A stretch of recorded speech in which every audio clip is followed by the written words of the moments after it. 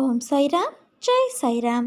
என் அன்பின் சாய் குடும்ப உறவுகளே, பொறுமையும் தன்னம்பிக்கையும் தான் தைரியம். அதை நீ தொலைத்து விடாதே. எப்பொழுது நீ எந்த பிரச்சனைகளை சந்திக்க நேர்ந்தாலும் அதை எதிர்த்து போராட கற்றுக்கொள். அப்போது அது உன்னை காப்பாற்றும். ஆனால் எது நடந்தாலும், நீ எதை எதை செய்திருந்தாலும் அதை நீ உணரும் தருணத்தில் நான் மன்னித்து உன்னை ஆசிர்வதிப்பேன். சகிப்புத்தன்மை இல்லை என்றால் உன் நிலை மிகவும் கவலைக்கிடமாகும். இதை மட்டும் நினைவில் வைத்துக்கொண்டு வாழ கற்றுக்கொள்.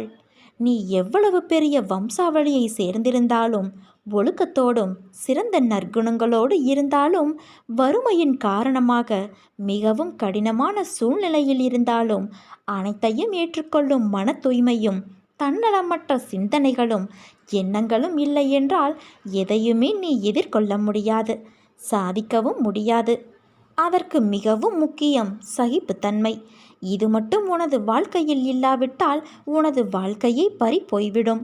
நான் பக்கபலமாக இருந்தாலும், நானே அனைத்திற்கும் சர்வாதிகாரி என்றாலும், அனைத்தும் எனக்கு கட்டுப்பட்டு இருந்தாலும், உன்னிடம் நிலையான உண்மையான பக்தியும் இருந்தால் மட்டுமே நான் உன்னை அனைத்திலும் இருந்து பாதுகாக்க முடியும்.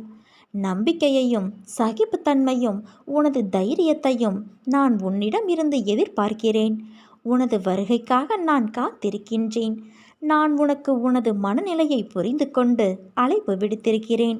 எனது அழைப்பை ஏற்றுக்கொண்டு விரைந்து வா.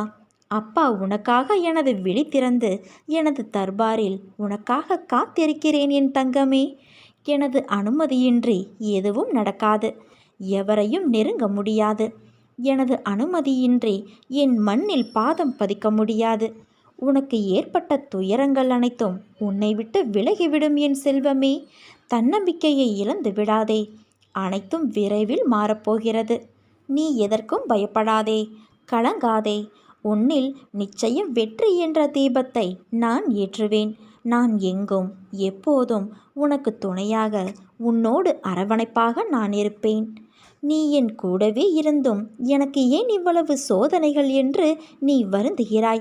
என் குழந்தையே, உன்னுடைய இந்த சோதனைகள் ஒரு நல்ல வாழ்க்கைக்கு உன்னை அழைத்து செல்லும். நீ உன் வாழ்க்கையை எப்படி வாழ வேண்டும் என்பதை கற்றுத்தரும். அனைத்தும் விரைவில் சரியாகும். என் தங்கமே, நம்பிக்கையோடு இரு. நம்பிக்கைதான் வாழ்க்கை. நீ கடப்பதற்குரிய பாதை கடினமாக தோன்றலாம். ஆனால் என் உதவியுடன் நீ கடக்கும்போது அனைத்தும் உனக்கு சுலபமாக இருக்கும்.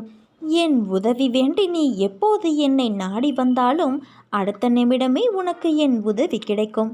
இது உன் சாய் தேவனின் என் சத்திய வாக்கு.